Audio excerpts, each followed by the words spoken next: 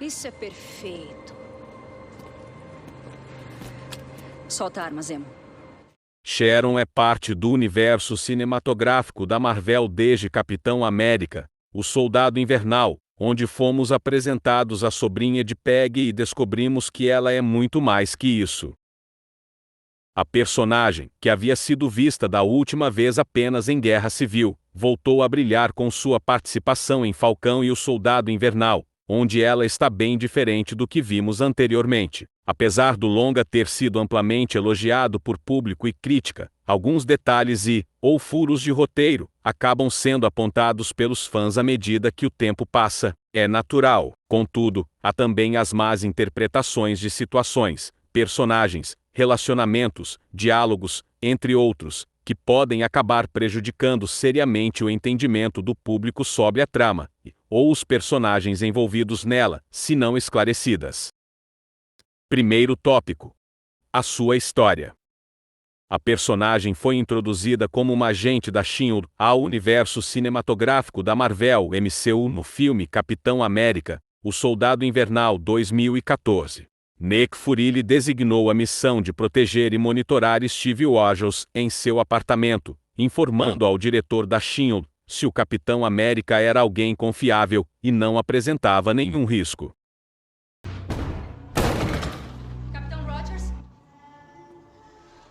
Capitão, sou agente 13, serviço especial da SHIELD. Kate? Mandaram que eu protegesse. Quem mandou? Ele. Para se aproximar do capitão, Sharon passou a morar no apartamento em frente ao seu, sob a identidade de uma enfermeira chamada Kent.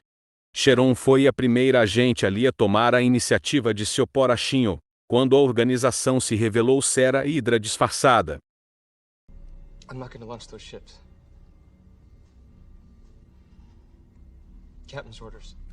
Move away from your station. Like he said.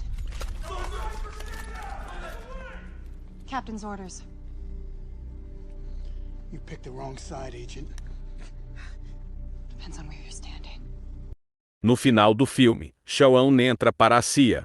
Em Capitão América, Guerra Civil, Sharon é introduzida durante o funeral de sua tia.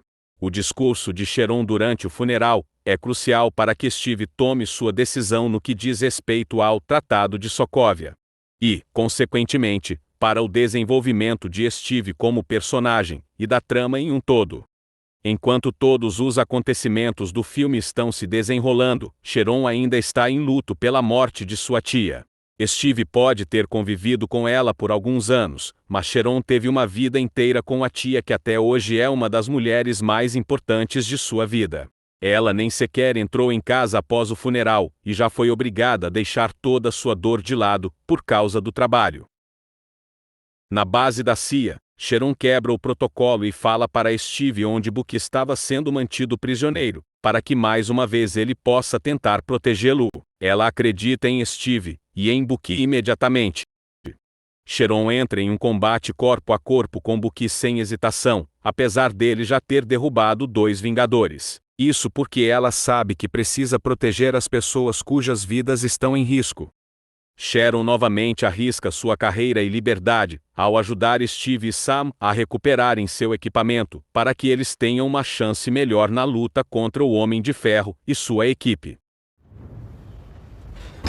Não sei se você entendeu o conceito de um carro de fuga. É bem discreto. Ótimo, essas coisas chamam muita atenção. Agora, vamos a Falcão e Soldado Invernal, a série que ficou conhecida pelos fãs da personagem, por ser seu grande retorno ao MCU, depois de anos ficar longe das telonas. Porém, quando finalmente a personagem ganha mais importância ao se tornar a mercadora do poder, depois de todos seus traumas, ela continua sendo criticada por suas ações. Tópico 2. Rebatendo as críticas. Na internet, uma onda de ataques contra a personagem são feitas por fãs e até mesmo contra a atriz Emily Van Camp. Entre os principais argumentos estão: ela é apenas um interesse romântico? A maior parte de suas cenas foram ambientadas em seu local de trabalho. Depois de enfrentar a tragédia pessoal de perder alguém que amava, ela voltou a trabalhar imediatamente. Sharon claramente possui uma posição de poder, pois no filme ela aparece dando ordens a agentes da CIA, posicionada ao lado do General Ross, e na mesma sala que Falcão e Steve quando foram capturados. Essa posição de poder é ainda solidificada por ter acesso a arquivos do governo com rapidez e facilidade, ser informada em primeira mão sobre os planos do governo, e ter autoridade para acessar o equipamento de Capitão e Falcão. Ela fez tudo isso na pequena quantidade de tempo de tela que o filme lhe proporcionou. Suas ações foram cruciais para Capitão e Falcão. Então não, ela não é apenas um interesse romântico. Próxima crítica, ela só ficou ao lado do Capitão porque é apaixonada por ele. Sua decisão de ficar ao lado do Capitão América se deu pelos mesmos princípios estabelecidos para sua personagem em Capitão América, o Soldado Invernal. Durante seu discurso em homenagem à sua tia, ficou claro que ela era muito próxima da tia e herdou suas percepções morais. Margaret Carter foi conhecida como fundadora da SHIELD. Mas eu a conhecia como Tia Peggy. Quando faz contato visual com Steve durante o discurso, sua mensagem fala sobre fazer algo que você acredita, nada que sugira romance ou atração. Suas ações são baseadas no que ela acredita estar certo, e essas percepções foram moldadas por sua educação e seu relacionamento com Peggy, já que ambas confiam e apoiam alguém que acreditam ser bom. Ela tinha uma fotografia no escritório. Tia Peggy ao lado de JFK. Quando eu era criança, isso era muito legal. Mas seria difícil chegar aos pés dela. Foi por isso que eu nunca disse a ninguém que éramos parentes. Eu perguntei a ela uma vez como ela dominou a diplomacia e a espionagem numa época em que ninguém queria ver uma mulher se dar bem nos dois. E ela disse: comprometa-se quando puder. Se Sharon tem um grande amor neste filme, é o amor por sua tia, não por Steve. Mesmo que alguém diga a você que alguma coisa errada é a coisa certa. Mesmo que o mundo inteiro diga a você para se mover, é seu dever. Ficar plantada ali como uma árvore. Olhá-lo nos olhos e dizer não. Mova-se você. Ninguém diz que Peggy apoiou Steve porque tinha uma paixonite nele, mas sim porque sabia que era o certo a se fazer. Assim como Sharon, algo que foi confirmado na série de animação What If?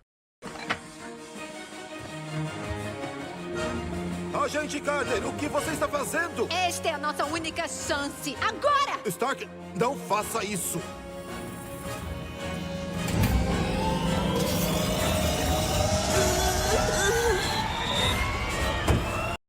Próxima crítica. O beijo foi desnecessário e estranho e do nada. Todos que insistem em dizer que o beijo entre Sharon e Steve foi desnecessário, estranho e veio do nada, estão, na verdade, escolhendo pensar desse jeito. Se Sharon arriscasse sua carreira e sua liberdade para me passar informações que salvassem a vida do meu melhor amigo, me dissesse o local exato onde ele estava sendo mantido, e aparecesse com meu escudo, quando eu mais precisasse dele, fora ter acreditado em mim, e lutado contra a Hydra anteriormente, eu também beijaria essa mulher. Próxima crítica. Steve só beijou a Sharon porque viu a Peggy nela. Steve claramente tinha atração por Sharon desde que a conheceu em O Soldado Invernal, e isso não tem a ver com o fato dela ser sobrinha da Peggy. Pense, de que outra forma Sam teria reconhecido ela no funeral. Sam nunca tinha se encontrado com Sharon em tela, e, ainda assim, foi ele quem cutucou Steve assim que ela apareceu. Então, a galera vai mesmo fingir que Steve não falou nenhuma vez com Sam sobre a enfermeira bonita, que não era realmente uma enfermeira, do outro lado do corredor com quem ele flertava alguns anos atrás? E o discurso de Sharon deixou muito claro que tudo o que ela conseguiu foi por si mesma. Seria difícil chegar aos pés dela. Foi por isso que eu nunca disse a ninguém que éramos parentes.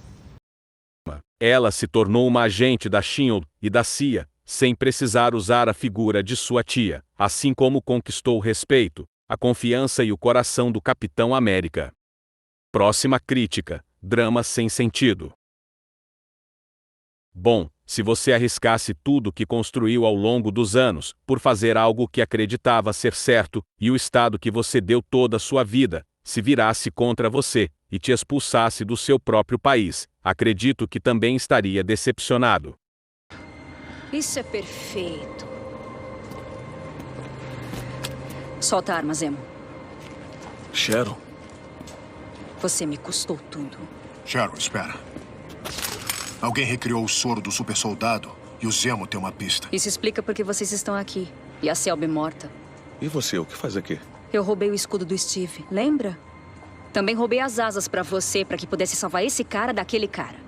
Como vimos, depois de ajudar Steve e seu time, Sharon foi declarada inimiga de Estado e teve que se virar por conta própria por todo esse tempo. Vale lembrar que Steve, Natasha e Sam ficaram um tempo fora dos holofotes, formando os Vingadores Secretos e, como visto, em todo esse tempo, Steve nem mesmo resolveu manter contato ou sequer falar com Sharon. Ou seja, ela foi traída por literalmente tudo em que acreditava e em quem acreditava. E vemos isso claramente quando ela diz para Samibuki que toda essa coisa de herói é uma pura de uma piada, tanto o heroísmo quanto o patriotismo americano, ou como ela mesma disse, lance de estrelas e listras. I mean, the way you gave up that shield, deep down you must know it's all hypocrisy.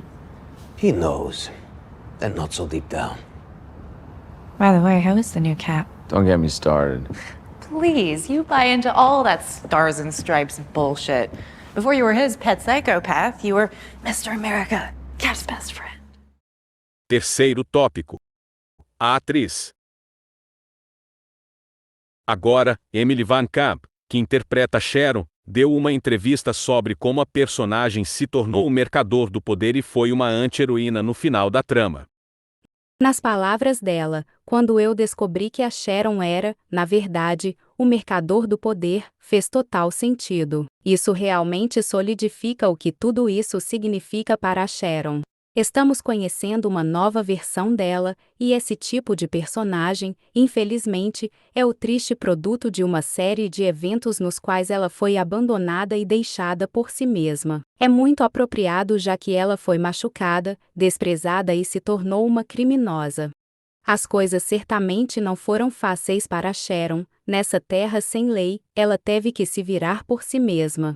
Para ela estar bem como ela está, faz sentido ela ser tão intimidadora e uma versão maior de si mesma, e para ela ser colocada à mostra dessa forma para Bucky e Sam, tudo meio que trabalha para o favor dela, ultimamente.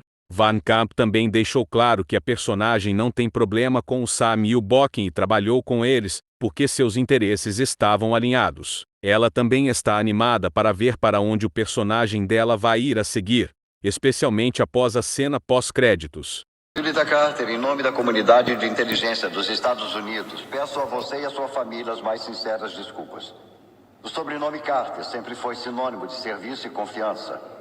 Hoje começamos a acertar as coisas, pagando parte do débito que temos com você. Obrigada, senador. Espero ouvir essas palavras há muito tempo.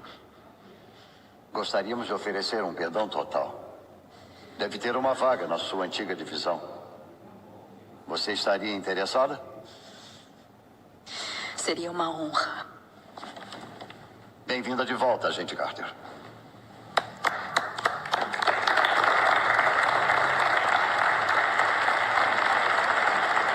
Obviamente, ela tem um plano muito maior e não é para o bem maior, como costumava ser. Como a pessoa interpretando a personagem, eu entendo essa perspectiva. Ela não confia no governo mais e ela quer sacanear com eles um pouco. O que tudo isso significa? Eu não sei. Vamos ver.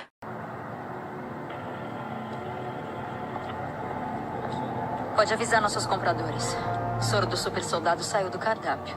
Mas vamos ter acesso a todos os segredos do governo, protótipos de armas, o que quiser. Todo mundo vai levar alguma coisa. Finalização. Sharon é uma ótima e bem escrita personagem feminina, especialmente levando em conta o quão pouco ela teve de tempo de tela no MCU. Ela tem princípios, integridade e uma bússola moral dizendo-lhe o que é certo. Ela não quer ser considerada a sobrinha de Peggy, mas construir sua própria carreira. Ela é compassiva, é decidida, é corajosa, é inteligente e é forte. É muita complexidade e profundidade para alguém que nem mesmo é considerada uma personagem central. Sharon contribuiu para o sucesso de Steve, para manter Buck vivo, para que a verdade fosse revelada, e foi uma parte vital do filme, e também da série em que apareceu. E, apesar de tudo isso, muitos preferem ignorar tudo isso, tratando-a meramente como um obstáculo para o casal Viúva Negra e Capitão América, e odiando-a gratuitamente por isso. Esta personagem feminina brilhantemente escrita, o tipo de personagem que precisamos tanto, está sendo reduzida a um interesse romântico, e vilã forçada e revoltadinha pelos fãs, não pelo roteiro.